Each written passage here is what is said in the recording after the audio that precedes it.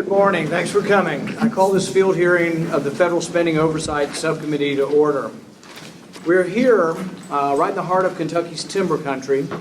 When most people think of timber production, they think of, what are those lesser states out in the west, like Oregon and Washington and Montana. But we've got timber here in Kentucky, and it's a big deal to those involved and to those who work in the timber industry. Kentucky is no slouch in timber production. Timber contributes $13.3 billion to the economy, and we rank in the top 3 nationally for hardwood production, and are the top southern producer of sawed and veneered wood.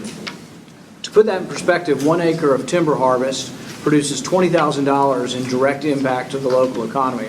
Statewide, 26,000 jobs are directly tied to timber production, while nearly $60,000 are attributed to forestry.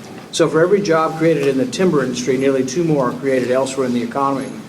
However, as the title of this hearing suggests, squeezed at both ends, Kentucky timber is facing 2 major challenges in the form of trade policy and forest access. Federal policies are making it harder to access federal forests to harvest timber, and even what we can harvest is harder to bring to market, particularly overseas because of current trade policies. What is worse is that these policies have lasting long-term effects. Timber production is both labor and capital intensive, so every day that goes by, equipment is aging and skilled workers are moving away, meaning that when these policies are finally reversed, the industry may not have the capacity to ramp back up quickly, if at all, and that ripples out into other areas of the economy. So today we're going to hear from various witnesses who are involved specifically in the timber industry. Those involved in economic development and job training, and local government officials facing immediate and long-term effects of these federal policies. The goal of this hearing is to send a message back to Washington that you cannot take Kentucky timber for granted. Federal policies are an assault on these jobs and communities at both ends of the supply chain, and we won't be able to recover if we're not careful. We also have 2 representatives here from the U.S. Trade Office, General Counsel John Barloon, here to listen to you and give us a report from Washington as well. I want to point out that trade is just one component of the issues at play here, so these witnesses will not be able to speak to issues beyond their jurisdiction, but my office will be following up with the Forest Service and other relevant agencies. I'll note that earlier in the year we had a hearing in McCreary County that dealt with forest access and the Forest Service, and we really feel like after that meeting we're getting more attention from the Forest Service, and they're listening more to what the local community wants as far as access not only to the forest but also to the Park Service. So we're hoping this hearing will also have the same effect. This will be a little bit different than a formal hearing in Washington. We'll make it a little more of a roundtable discussion, and we'll start by going around and introducing, but we hope to get a little bit of a free flow of conversation. I'll call on some people, but after a while we're hoping to go with the conversation. Why don't you start us off, Steve? Glad to. Thank you. So good afternoon to the Senator, to all of our community partners and our esteemed guests. I'm Stephen Basic. I'm president of Maysville Community Technical College. I'd like to welcome you to our Rowan campus. Our college, if you do not know, is one of 16 separately accredited institutions within the Kentucky Community Technical College system. And our college provides services throughout our region, most of which are included within the Appalachian region, and have been historically challenged with endemic poverty levels and often below average academic outcomes. In addition, coal, tobacco, and today we're talking about timber, these industries have provided the foundation for our area. And yet, these industries have faced significant adversities through public and private policy and practice. And the livelihoods of thousands have been lost over the years. At MCTC, we're firmly committed to supporting these businesses and employees which have faced hardships, especially within the timber industry, as well as re-educating and training individuals to compete for new and often very different jobs in the shifting economy of Eastern Kentucky. To demonstrate our commitment to economic development and job creation, the college has relocated this campus over the past 2 years from its previous location to the MMRC John Will Stacy Industrial Park in Rowan County. Within the Center for Post-Secondary Excellence and the newly opened Center for Workforce Development, MCTC is employing the latest equipment and technology, providing expanding real-world and learned experiences, all in the supportive and hands-on instruction of industry-experienced faculty to prepare individuals for existing and yet-to-be-imagined jobs. We're highly focused on the careers and jobs available within the high-wage, high-demand employment sectors currently identified in Kentucky. These include advanced manufacturing, business services and technology, construction trades, healthcare, and transportation logistics.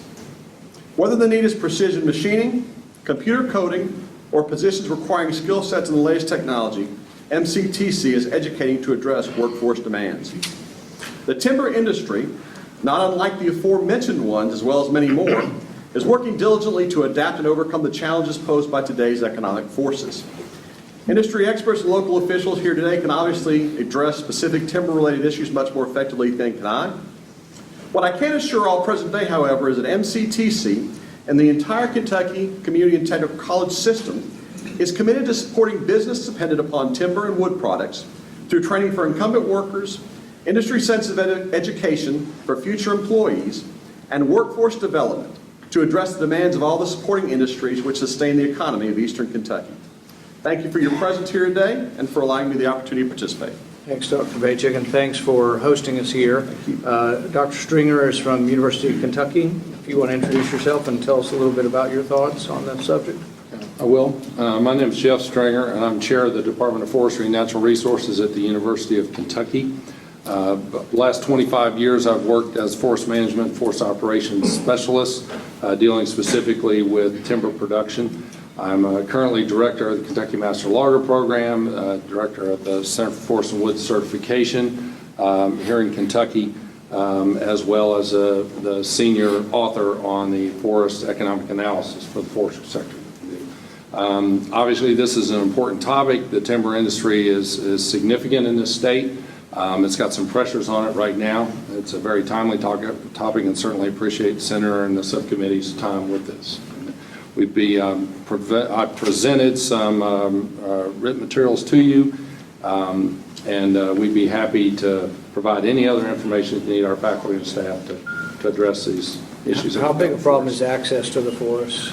So overall, we've got lots of pressures right now that are causing a depression in our logging, in our milling, and our secondary industries. Okay, there's a number of them. Obviously, having accessibility to timber both on public and private sectors helps everything, greases the skids. We're seeing a decrease in overall timberland availability, and that'll probably continue, okay?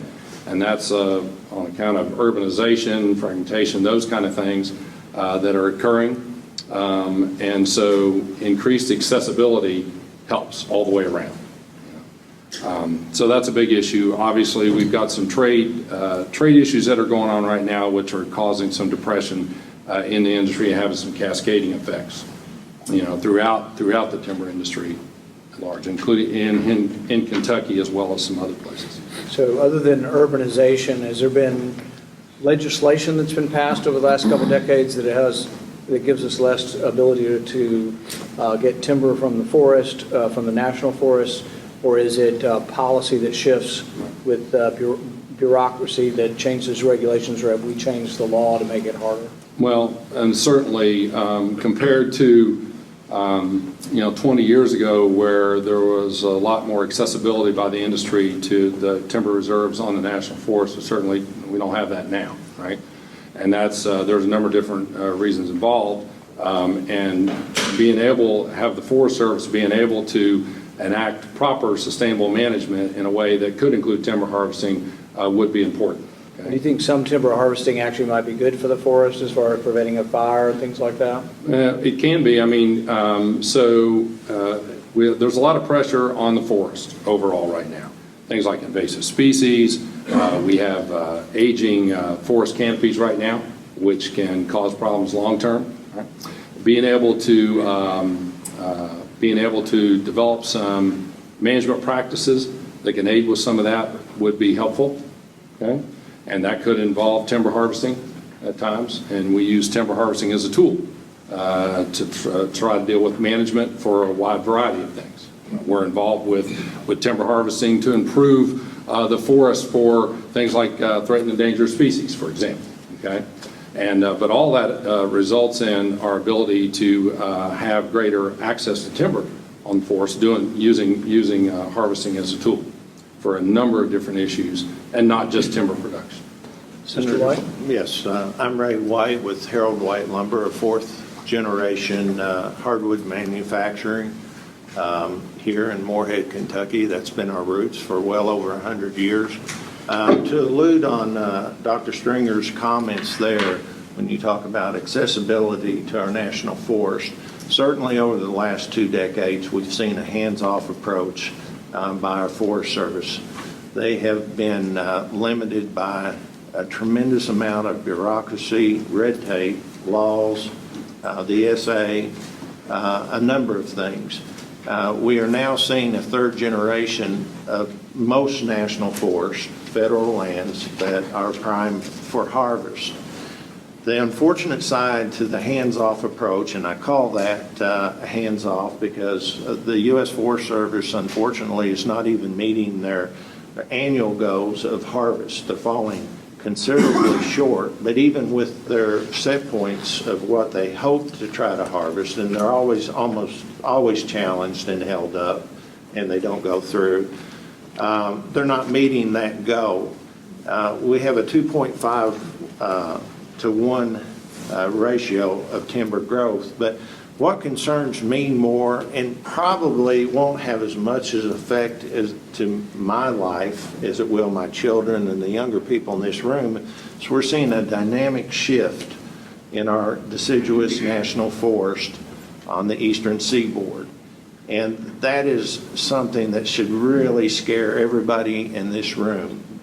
What kind of shift? A dynamic species shift, a dynamic habitat shift, and we can...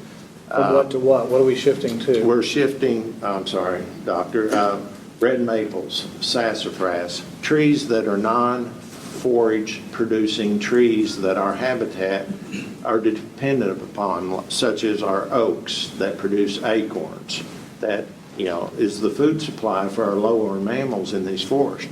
We absolutely now have almost no bird habitat, hunting habitat, as far as pheasant and quail, because there's no longer a sufficient ground cover. Where you saw 20 years ago with active forest management, you saw within the 5 years of the harvesting techniques that were used, you had a thick understory. So Dr. Stringer, is this a change in sort of like philosophy that overall people decide to do less in the forest just to let what happens happens? Was it a change in philosophy over time? Or? Yeah, it's a change in the way we deal with land use. So what happened is the forest that we have now, so if you look at the hillside over there, you've got a dominance of oak in the overstory, okay? Large saw timber sized trees, that kind of thing. And what you're seeing it replaced with is species like maples, species like beech, those kind of things that are growing up in the understory that are eventually going to take over. And the reason that is back when these forests started, so in the 1800s, early 1900s, you had land use that was different from what it is now. A lot of indiscriminate burning, all those kind of things, very, very disruptive, caused a lot of disturbance. In some ways less trees then, because you had to clear all the trees to farm. Right. And then, so what happens is now that we don't do as much of that kind of disturbance out there, right? So if you don't have disturbance going on, okay, then you set up a pattern where you allow these other species to start taking over in the understory, which will eventually, they will evolve into the overstory, and you'll have a change in species, right? So the way you deal with that now is we're not going to go back to indiscriminate burning and those kind of things, right? So the way you deal with that now is through the use of scientifically developed forest management, all right, which involves disturbance of some type, okay? And generally that is proper, sustainable timber harvest can be one way to do it, right? Because you're opening up the forest, you're causing that disturbance, and you're allowing the oaks to be able to be maintained. It seems like we're doing less and less of any kind of disturbance, so is it controversial to actually talk about logging in the forest? It can be. I mean, like, we use it as a tool to do a lot of good things. And so, but there is, our forest right now in Kentucky, as well as other places, is aging, okay? And that can be good and bad. The timber gets bigger, however, at the same time, it's getting older, right? And that's going to cause it to start, number of species are going to start to lose over time, naturally, and what they get replaced with is not those species like the oaks, it's others. So Mr. White, what comes into the lumber mill, what percentage is that is coming from private land and what percentage is coming from public land to your business, just a guess? probably 98% or 99% is coming off of private lands now. And again, we take this back for the last 2 decades in the closure or the limited access to federal lands. So it is putting an undue pressure on our private lands. When we have these wonderful forests that were actually chartered for the intent of future. And was there a time that percentages were different, 20 or 30 years ago? Oh, absolutely. Half or? Yeah, at one time, 45% of our timber came from the national forest. But yeah, Senator Paul, if I could add to Dr. Stringer's, one important point here, and it is scientifically backed up, is everybody's worried about carbon dioxide in our atmosphere. Well, there was a study done in the year 2000 by Princeton University that realized that there was a third of carbon dioxide that was disappearing in our atmosphere. So we know our oceans of the world soak up, our salt water soaks up a certain amount of carbon. Other things in our environment also soak up carbon, but a third of the emissions were disappearing. What they found in this white paper, comprehensive study, was that the actively harvested deciduous forest of the eastern United States, meaning the young, growing, vibrant timber, was sequestering that excess carbon in the atmosphere. So it's banking that carbon. So the forest we have now that is beginning to die, to fall over, because it's on a life cycle like you and I are. Once we get older, we're less productive. We don't, as in trees, it's not as quick to clean the air, to produce oxygen, to clean water. So the forest is slowing down in those regards. But when you disturb, as Dr. Stringer says, with sustainable forestry, we do open the canopies up. We allow the native species to repopulate instead of going in and spraying chemicals or other means to try to hold off the invasive species that are shifting these forests. But again, probably the most important thing when we talk about climate change and or whatever your belief may be on climate, when we have a forest that covers millions and millions and millions of acres across the eastern side of the U.S., soaking all that carbon up, I mean, that's a win-win for all of us. I mean, that's a free air filter, so to speak. And so we're seeing a slowdown of the sequestration because of the lack of harvesting. And, that's a concern for me and probably everybody in this room. The other real quick statement that I would make is we're beginning to see catastrophic fires, Senator Paul. As you know, out west, a large portion of the interior forest budget is spent on fighting forest fires in the West Coast. But we're now beginning to see forest fires that are no longer ground fires, but are crown fires on the East Coast. And we have a tremendous buildup of forest litter. And when I say forest litter, this is old growth trees or third generation trees that are falling over, not being harvested.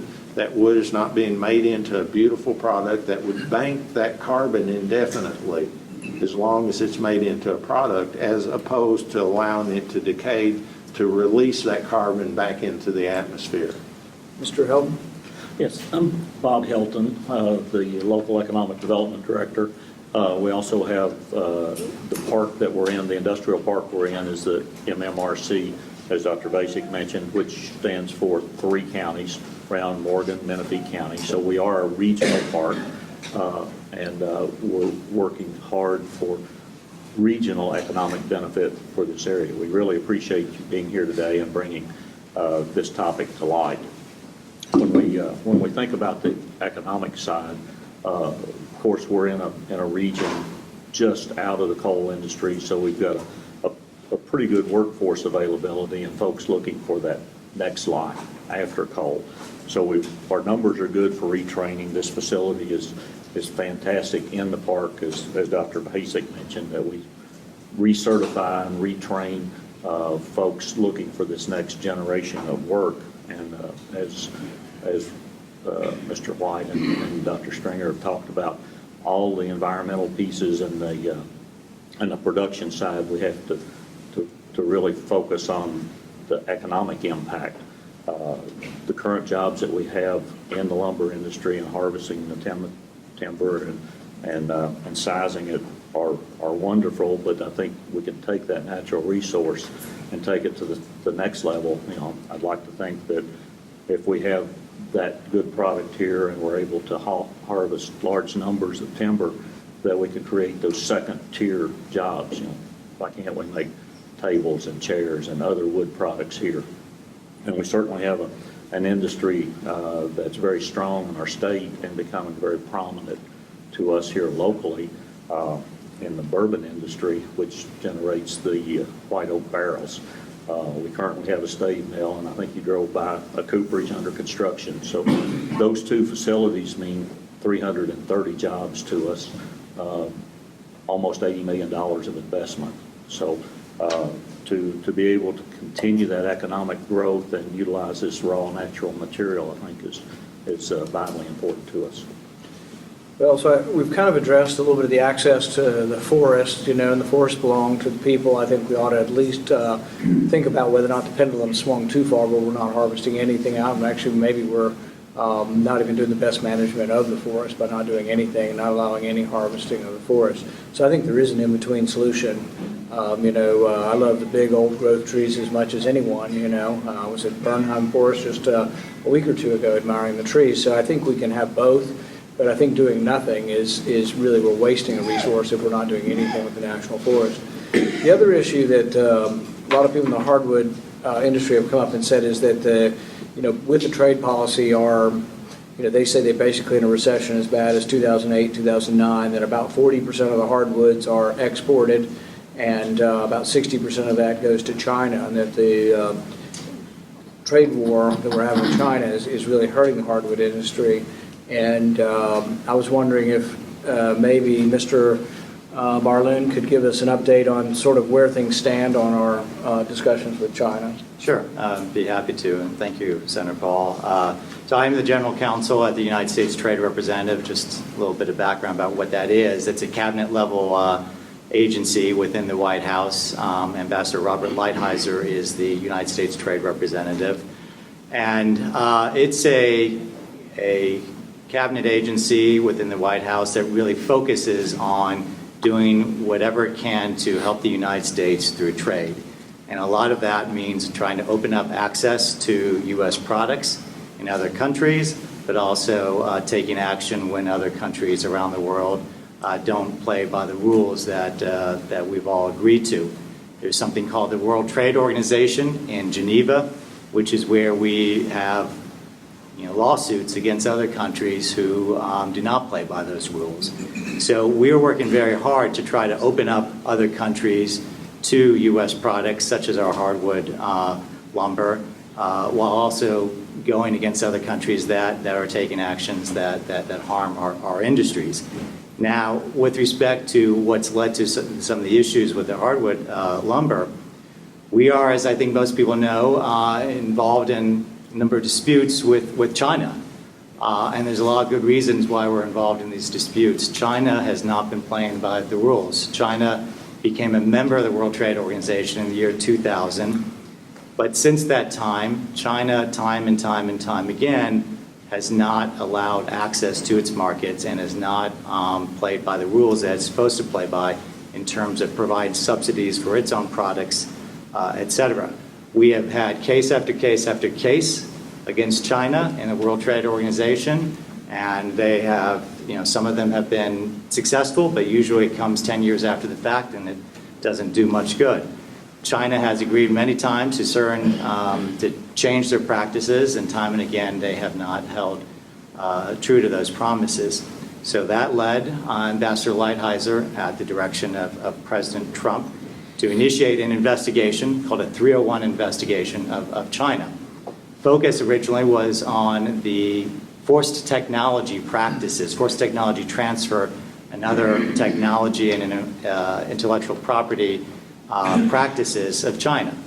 And there are a number of practices that China's been involved in for a long time. If you want to do business there, you have to partner with a Chinese company that has somebody from the Chinese Communist Party in that company. You have to hand over your technology. If you want to get licensed, you have to do something likewise.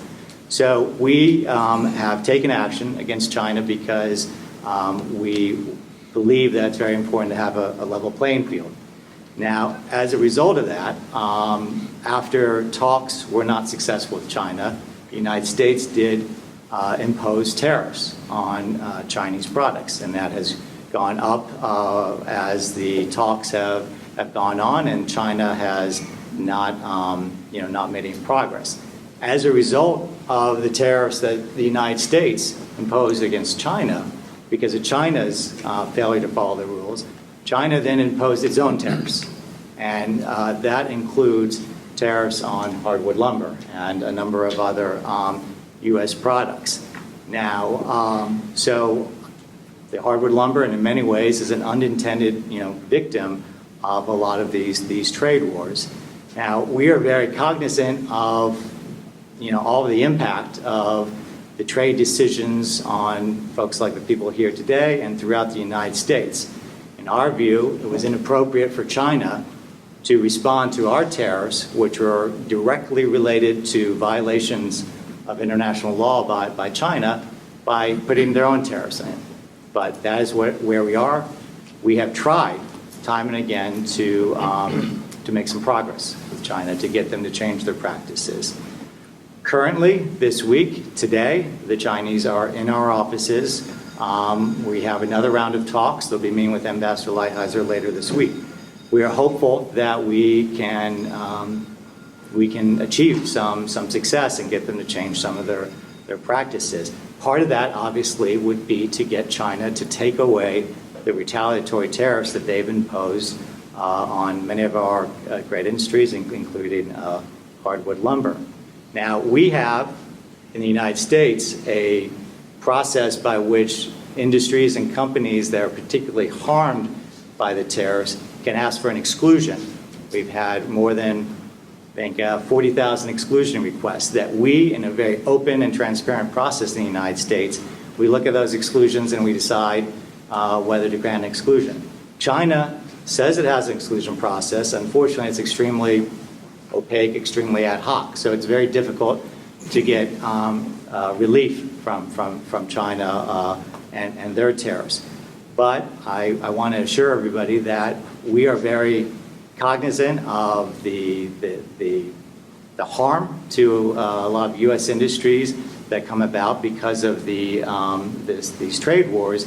But for 20 years now, through both administrations of both parties, we have been trying to get China to get to play by the rules, and not successfully.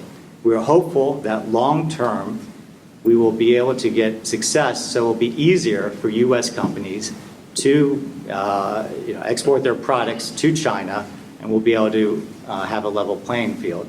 So that is what we're working on. It is difficult, and I just want everybody here to know that we want to hear from everybody. There's a lot we don't know in Washington that you all know here, and so we're happy to be asked to speak here today, and really want to hear from everybody's perspectives. So some of the hardwood people have come and visited me in Washington and painted sort of a picture of how dire things are. Is there anybody here who, and it could be from the audience too, that wants to stand up and say how bad things are as far as trade restrictions and exports? You want to comment, Mr. Dwyer? Back here, we'll go here. Say your name and what you do, please. I'm David Wells. I represent Green Tree Forest Products. We originated in 1952, and fourth generation. Worked with over 100 people. Log prices have dropped to the loggers, as much as 60% in certain species. We're feeling the effects of it really hard. And you blame most of that on trade, or some of that on access to the forest, or what do you blame that on? Trade, 25% tariff. Okay. We hear you on that. One thing that struck me in looking at a lot of the data from the industry was to see just how big of an increase the industry has had over the last 20 or so years in exports to China and other countries. One thing I will say, it may be cold comfort, but it's necessary to take actions and to stand up for our rights against other countries in order long-term to be able to get access to those other markets. There's been a lot of increased trade to China in this industry, is my understanding, and I've looked at the data and I see how it's gone down. We're hopeful that we can address that. We're also hopeful that the industry will find other countries that will be also good markets for the products, for the hardwood timber. So But the opposite is also true. China finds other places to buy their hardwood from over time, and then when the tariffs are gone, these guys are going to have to work their way back. These men and women have to work their way back. Same with the soybean people. They're buying it from Brazil. Our farmers are going to have to get back those relationships. And I mean, our concern is, and this is why, my advice for what it's worth is, let's get it done. Let's and I think people talk about the enemy of the good being perfect or whatever. We wait for the perfect deal, and China's going to be the perfect model citizen. We're going to wait a lifetime. I think we have to try to get some concessions from them, and that's a judgment call when we've got enough concessions to make a deal. But I get the feeling we could get a deal, and my encouragement is just to find a deal, because I think there is a danger. If we've got 100 employees here, if 50 of them are gone in a year, that's a real problem for the community, because there are probably 50 good-paying jobs. Understood, and certainly losing market share, I think businessmen understand, is a real concern. If you lose market share, it's hard to get that back. So, point well taken. We're aware of that, although it's always very good to talk to people who are actually affected by it, and it's a type of awareness that you don't get from reading reports. Counselor, if I could add to your statements there, the Great Recession of 2008 hit our industry particularly hard. 50% attrition. We went from 15 billion board feet of annual production down to a tad over 7 billion board feet. We are one of the only industries in the United States that actually creates a trade surplus, which is quite beneficial for this country's economy. The natural progression to China occurred because the recession hit our interest so hard that we lost our furniture base in the United States, either by attrition, moving offshore, but it's gone. So that market that was so great in 2008 does not exist today. But during post-recession, China their economy was exploding. They had a great desire for American hardwoods, and naturally, China actually brought our industry out of the recession. With that said, all of our eggs were in one basket, so to speak, and would have never have predicted this 12 to 18 months ago, the trade wars. But the attrition rates right now are expected to be, and we're a half of what we were 10 years ago. We're potentially going to contract as much as 50% again. So we'll be 1/3 of what we were once 10 years ago. And that's quite a travesty, I think, because this is a renewable resource. We're very carbon neutral, so to speak, with our footprints. But, I often hear the statement that, well, everything we ship to China is brought back to the United States. And that's probably farther from the truth, because we have a new growing middle class in China that we didn't see 10 years ago. And there's new wealth being created. The genie's out of the bottle. There's a certain amount of free enterprise, even though it's still a communistic country. But people are beginning to make money. They're buying goods, and they're keeping those goods. So the argument that most of that is coming back as a finished product is really not accurate. It's staying within their own country. But this scenario here makes the Great Recession a cakewalk. because we are facing something historically we have never, ever seen. And we're all, Mr. Wells back there, I just got back last week from speaking in New Orleans, our national convention. We're all in this same boat that's taking on water. The crew has abandoned ship, and we have no control over it because it is being dictated by Washington. And we all understand the trade imbalance. I mean, certainly we do. But two of your most important industries and weaker industries have been leveraged: the farmers, the soybeans, and the timber industry. The soybean and the farmers themselves, they were mitigated here with the first round with $16 billion of subsidies. There's a second round, I believe, Senator Paul, that maybe is in the works or has already transpired. Which, by the way, we borrow that money from China to give to the farmers in the U.S. So- It makes no sense. So we're paying for our own tariffs in reality.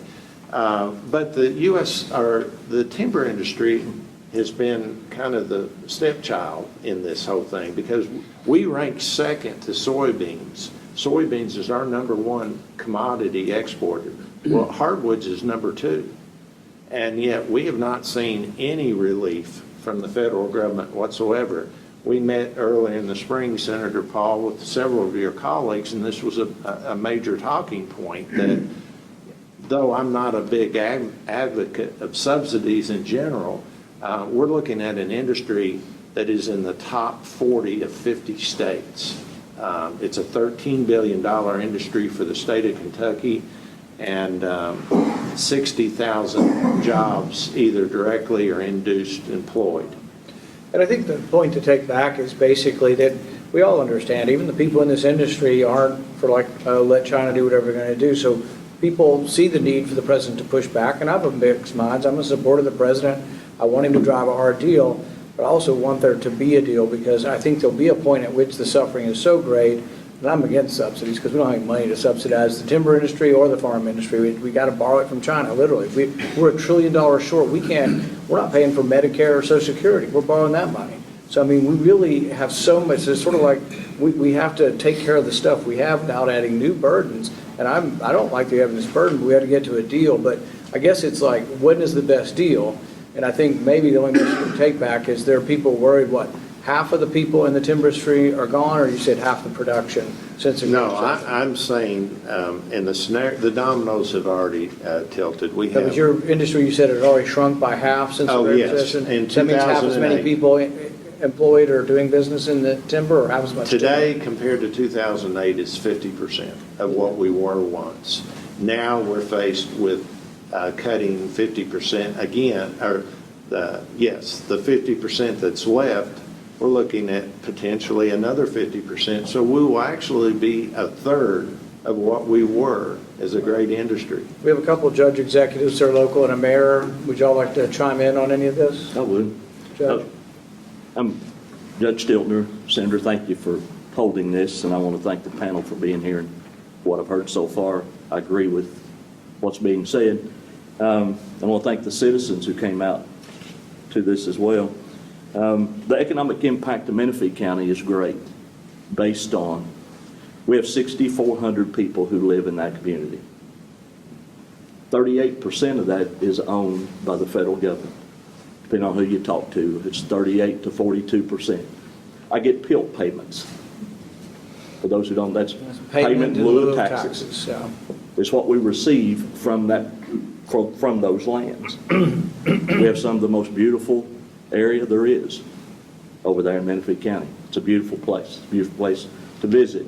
We want to see tourism thrive. But also, the logging industry, independent loggers, they're one of the largest employers in my community. Government is number one employer in Menifee County. We have a nursing home, and we have a company called O'Neill that's there, and then it's loggers. And as Mr. White said, we've lost 50% of those families. The economic impact based on the logging industry, what's occurring, And we now have only 2 sawmills that are operating in our community, when at one time there was double that there. So there is an economic impact to what's taking place with the tariffs. I do understand that we can't let China go unchecked. I understand that totally.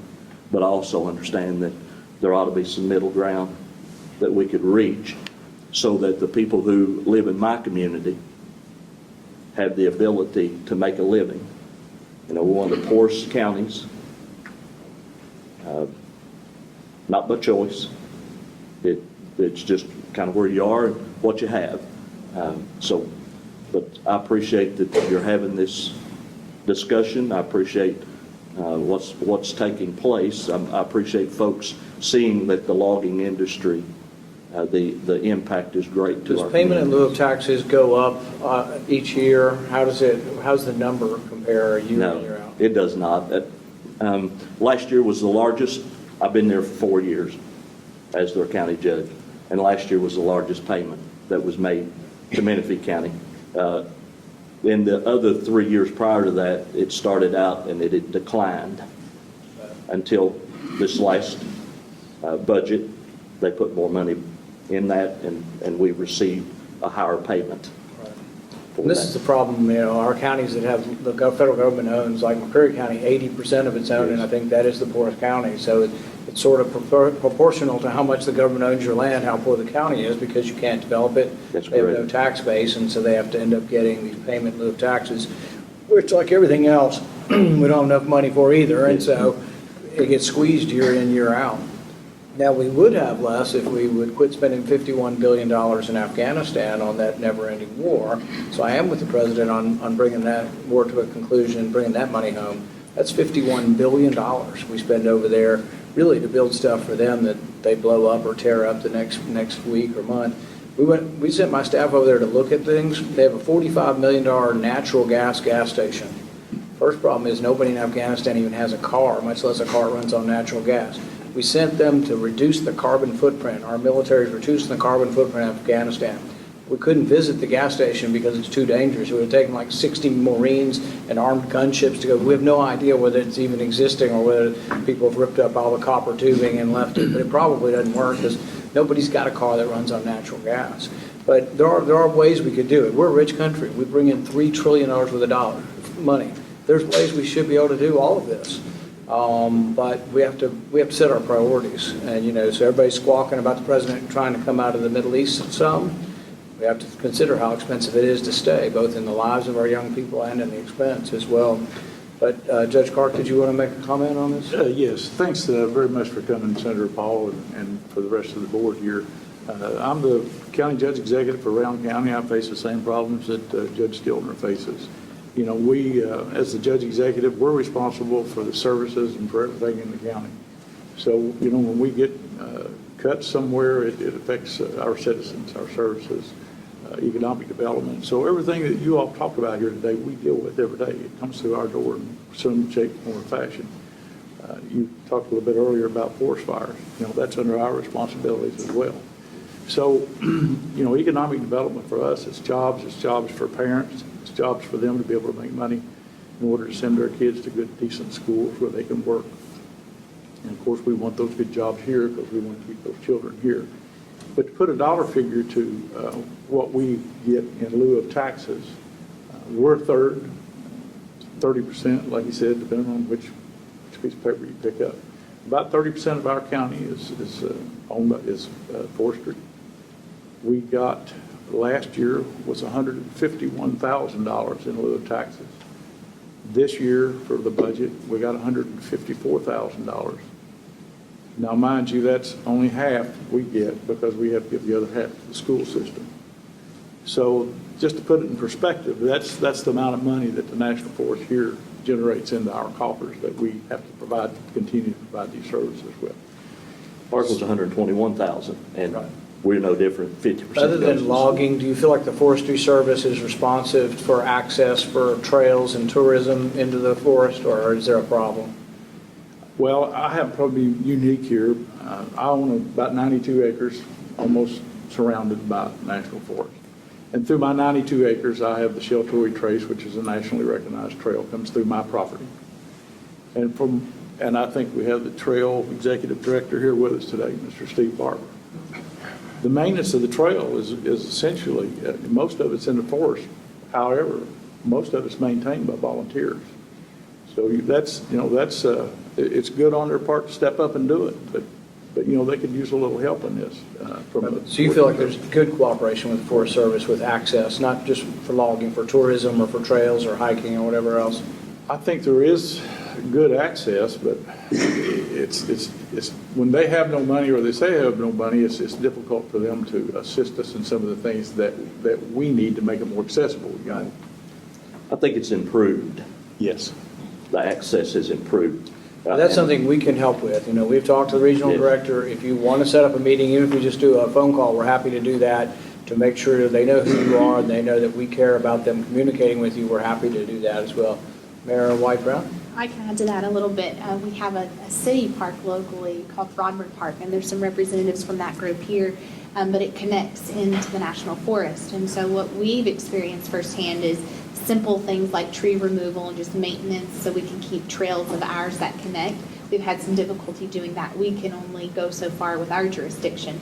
So ways to promote tourism, if the trails were well maintained, that would make a big difference from a city standpoint. Anything like that, no matter how specific, if you let us know the specific details, we will help, fight our way through the red tape to get the right person to approve things. So let us know if there are things we can help with on that. We're probably going to be getting pretty close to wrapping up. Joseph, did you have anything to add from anything you've heard? Or? Well, first of all, my colleague, Cameron Bishop, works in congressional affairs and has been very involved in a number of these issues as well. Is there anything you would like to add? Well, first, Senator Paul, thanks for having me, and thanks for the panel for being here, and for Maysville Community and Technical College for hosting. For me, it's always great to get out of D.C. because we need to come out, we need to see what you guys are facing and put ourselves in your shoes. And I know you guys come up and advocate in D.C., but it's a lot more effective on the ground here.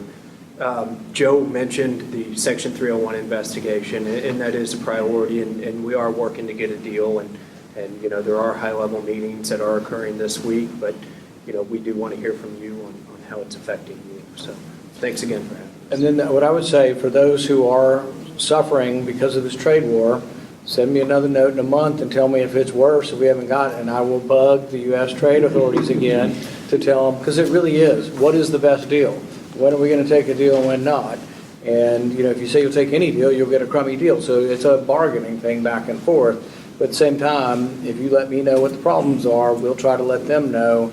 And there is a breaking point, though, at which it's a lot more expensive than even the trade war if we have massive bankruptcies and we have these are pretty small communities, and they say they're on the lower echelon because the government owns a lot of their land. It's the main reason, I think. But it's going to be very hard on them if they all of a sudden have a couple hundred people out of work, in a small community. Senator Paul, if I could just add, there's 1.2 million U.S. workers directly associated with this industry, which is, a very significant amount of workers. Already, there's a prime example of a 100-year-old company in LaGrange, Kentucky, that has just reduced his workforce by 50% to try to survive over the next few months. I could give you a dozen examples of several other mills that have completely shuttered. Either the banks have called their lines of credit, or they realize that this is a long-term event, and to lose more equity over the next 12 months of their company, it's better to turn the key off. And so it's very serious. And during the next 6 months, for a variety of reasons, our industry typically slows down. And I think by March, we're going to see attrition rates that are just astronomical. So please relay that there, because we are suffering. And when you start talking 1.2 million jobs and the attrition rates that are being talked about there, it's going to have a significant impact to the jobs report. One last note, and as far as the federal forest lands, that I would suggest or maybe offer up. Sometimes it's a very divisive issue because you're trying to satisfy a large, diverse group of individuals that have stake holding in our national forest. But the co-founder of Greenpeace, Patrick Moore, in 1970 and 1980, pretty well-known name, pretty radical at the time. Over the years, he has now become one of our main advocates. He disassociated himself with Greenpeace and is now supporting sustainable forestry. His academic accolades are very impressive, and he lives in Canada. But this is a guy that's lived on both sides of the tracks, so to speak, and is an excellent resource. And one final note, and again, I'm probably way overspoke, but the amount of funds that Judge Stiltner and Judge Clark are getting now, when there are active forest harvests in the national forest, 50% of those funds that are generated come back to that county directly. So if it's $1 million sale out there, $500,000 roughly come back to the coffers of these judges to disperse. Far more than having to take handouts from the government to make that up. And again, that is worth repeating because it's a significant generator of revenue. But again, I have submitted a very lengthy, probably better articulated testimony, but I would also like to... We'll make all the written part of Yes, part sir. of the record. But I appreciate that. I know that you represent Western Kentucky, but I saw when I visited you earlier this year, your interest was for all of Kentucky. You do represent all of us, and for you to come to Eastern Kentucky and to come to McCreary County speaks volumes as an elected official who really is concerned about all Kentuckians. Well, thanks. Mr. Borland, did you have one more point you wanted to make? Yes, which is when you look at the hardwood industry, it is amazing to see how much has been exported to other countries, and we are very proud when you look at things like agriculture and hardwood timber at the products that we are able to have a surplus in. One thing I would say is a lot of industries, people are coming to us all the time asking us to help on this, help on that. Others we don't hear from so much. Look, we're going to work on China, but at the same time, there are other emerging markets, for example, India, that we're working very hard on trying to open up. And we're hopeful that the industry can find other markets too, in addition to China, to address the sort of all your eggs in one basket issue. It's not to say that the China situation is not crucial and that we're not working on. I just want to say we're happy, and our industry experts are happy to meet with people, talk about, can we sell our products to other countries as well? Because we're always working very hard to try to get U.S. products, exported around the world. Well, I was just going to mention that we'll have the updated economic numbers probably beginning of December, and I'll send it to your office. Okay. That 13 billion is going away. And we're estimating we're probably going to go from 730 facilities to we're probably going to lose 100. Okay?